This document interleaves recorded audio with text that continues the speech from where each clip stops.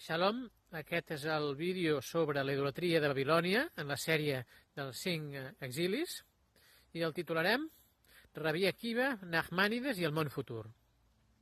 Pot semblar un títol desconnectat del tema de la idolatria del poder, que és la idolatria de Babilònia, però després veurem que no, que hi ha una connexió directa. La idolatria de Babilònia, en comparació de la idolatria d'Egipte, que és la mare de les idolatries, està centrada en el poder, i en particular en el poder dels Baalim, dels intermediaris, podem dir, que tenen poder, però no és un poder autònom, i aquí rau el problema d'aquestes idolatries, que s'interpreta, o els idòlatres interpreten que aquests Baalim tenen un poder autònom respecte al poder de Shem. Aleshores, la idolatria del poder, la idolatria de Babilònia, es correspon de que es diu que hi ha un poder més gran, però no és Hashem aquest poder més gran, sinó que és un Baal superior, podríem dir.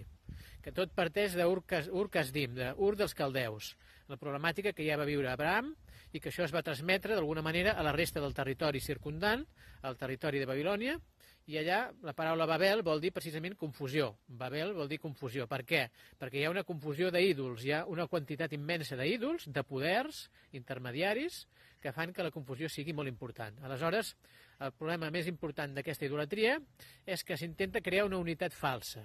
Es parteix de dispersió, de fet, Babel va provocar una dispersió a la humanitat, es parteix d'una situació de dispersió, d'atomització de la societat, i es busca una unitat falsa, unificar, eliminant Baalim, eliminant ídols, perquè quedi un sol poder. Però el problema és que aquest sol poder no és el creador, sinó que aquest sol poder és un Baal superior, podríem dir. De manera que es crea una unitat que és falsa, una unitat que no pot funcionar de cap manera, i per tant la problemàtica de Babel queda perpetuada. Per contrariar això, hem de parlar de que la idea de poder en el judaïsme és diferent que la idea de poder a les cultures idòlatres.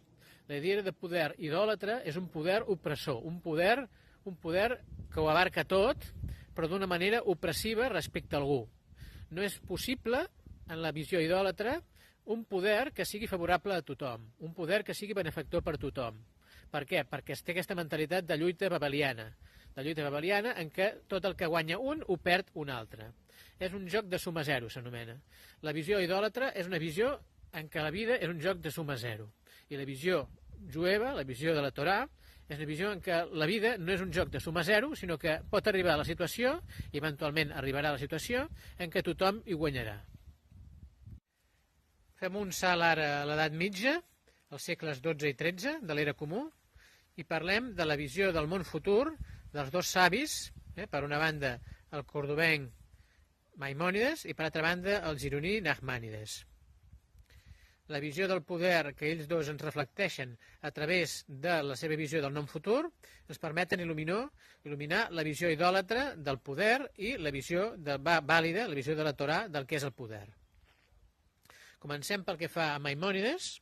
Maimònides tenia la visió de que una vegada entrats en el món futur, és a dir, l'altre món o l'altra vida, allà en realitat només hi és l'ànima, només s'hi manifesta l'ànima, que cada vegada té un estat més i més rarificat.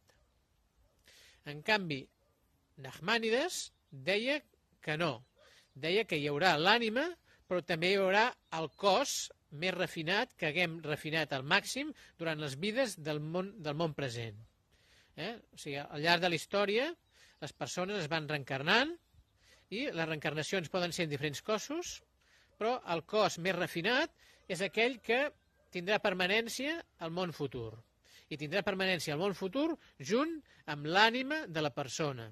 També els nivells d'ànima maximalment refinats, evidentment. O sigui, el refinament màxim de l'ànima i el refinament màxim del cos tindran la manifestació en el món futur.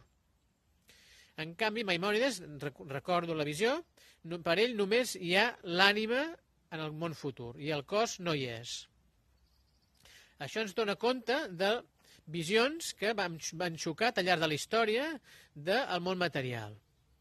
En les visions idòlatres del que és el món material, aquest món no té redenció, no té salvació. D'aquesta manera, el Messies de la religió occidental va morir abans de finalitzar amb èxit la seva missió. Va ser crucificat, que va ser una mort a l'estil romà. És a dir, va ser victoriós una visió del materialisme cru. I la visió del materialisme refinat que pretenia i pretén transmetre al món jueu es donava per fracassada.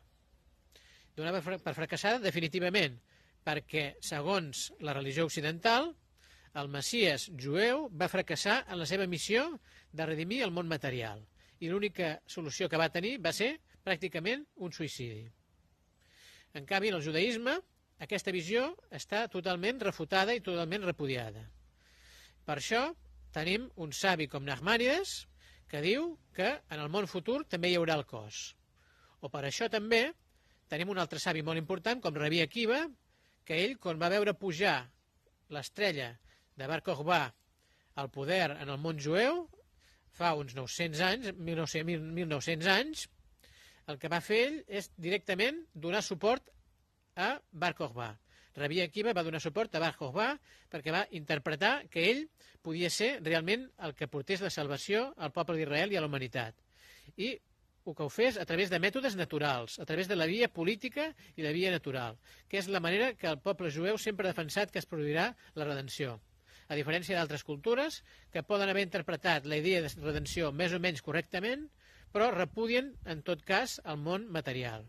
I aquesta visió el món jueu sempre l'ha refutjat. Així doncs, la idea que ha de quedar clara és la de Rabbi Akiva i la de Nachmanides com a correctes, que és que hi haurà salvació per l'ànima i també hi haurà salvació pel cos. Podem concloure, doncs, que en la visió jueva de la història, que serà la visió que s'imposarà definitivament, es produeix una victòria, una entrada victoriosa del món present en el món futur, de manera que conflueixen harmònicament en la nova fase de la història de pau mundial. Això és possible perquè la visió idolàtrica que hem tingut al llarg de la història de que es produeix una lluita entre la part espiritual i la part material, això s'acaba descobrint de que no té lloc, de que no és real, de que és una fantasia humana i que en realitat no s'havia de produir una lluita entre el cos i la ment, entre el cos i l'esperit, sinó que s'havia de produir una col·laboració, una cooperació. De manera que el joc de suma zero que hem interpretat que era la història, ens adonarem que era una absurditat i era una barbaritat i realitzarem les coses com si estiguéssim en un Shabbat permanent. En el Shabbat recordem que es produeix una harmonia del cos i la ment, del cos i l'esperit, perdó, i al llarg de la història també hi ha hagut una lluita entre les cultures més materialistes i les cultures més espirituals, fins que aquesta dualitat acaba difonent-se en una espècie de cooperació, en una simbiosi del cos i l'esperit, una simbiosi de la part material del món i de la part espiritual, i d'aquesta manera, doncs, la idolatria del poder desapareixerà.